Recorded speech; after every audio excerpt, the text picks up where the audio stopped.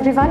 Hope you are staying safe. I'm Dr. Shreya Dubey. I'm a consultant in the Department of Pediatrics and Neonatology at the CK Birla Hospital, Gurgaon. So today I'll be discussing about growing pains in children. What are growing pains?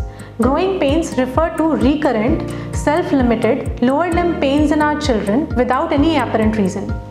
अक्सर ऐसा होता है कि शाम होते होते या फिर रात के समय हमारे बच्चे कंप्लेन करने लग जाते हैं कि उनके दोनों पैरों में दर्द हो रहा है।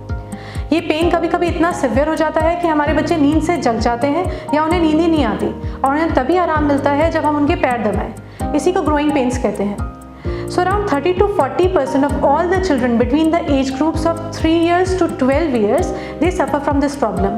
And this problem, it is relatively more common in the girls as compared to boys.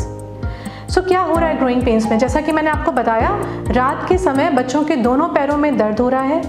ये जो पेन होता है, it is deeply localised in the calf muscles, in the thighs and in the popliteal region, मतलब घुटनों या नीज के पीछे वाला जो रीजन है वहाँ पर।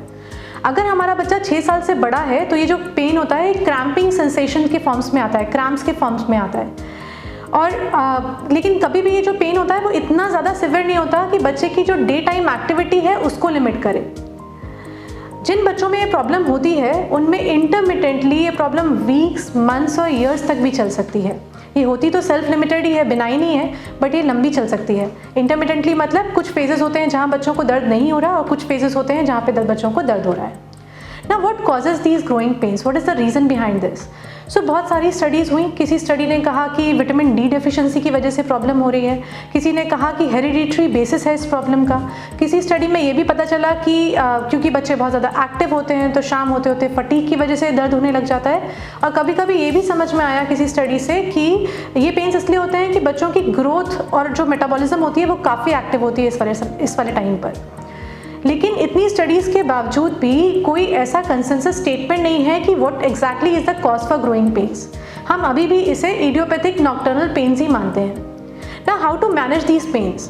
सो the growing pains they can be relieved with the help of massage. अगर हम बच्चे के पैर दबाते हैं, अगर हम हॉट फर्मेंटेशन करते हैं यानी कि गर्म सिकाई करते हैं, या फिर अगर पेन बहुत ज़्यादा सिवियर हो तो अपने पीडियाट्रिशियन से पूछ के हम फर्स्ट ऑर्डर एनाल्जेसिक या पेन किलर भी अपने बच्चों को दे सकते हैं। अब ग्रोइंग पेन्स तो एक बिनाइन कंडीशन है, बट टू स्टैब्लिश दिस हमें सारे के सारे वार्निंग साइंस रूल आउट कर लेने चाहिए। कौन से वार्निंग साइंस हैं जिनके आते ही हमें सोचना चाहिए कि पीडियाट्रिशियन के पास जाना है या फिर हमें इमरजेंसी रूम में जाना है?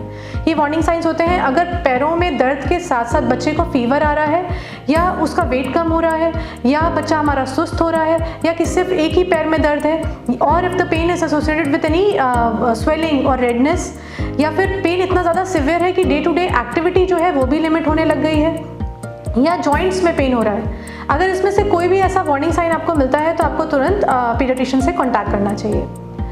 अब अगर कोई वार्निंग साइन भी नहीं है और अगर आपके पीडियाट्रिशियन ने आपको बता दिया है कि these are growing pains only, so please stay reassured because this is a really benign and harmless condition and your child will get over it spontaneously with growth and with age. Thank you. Take care.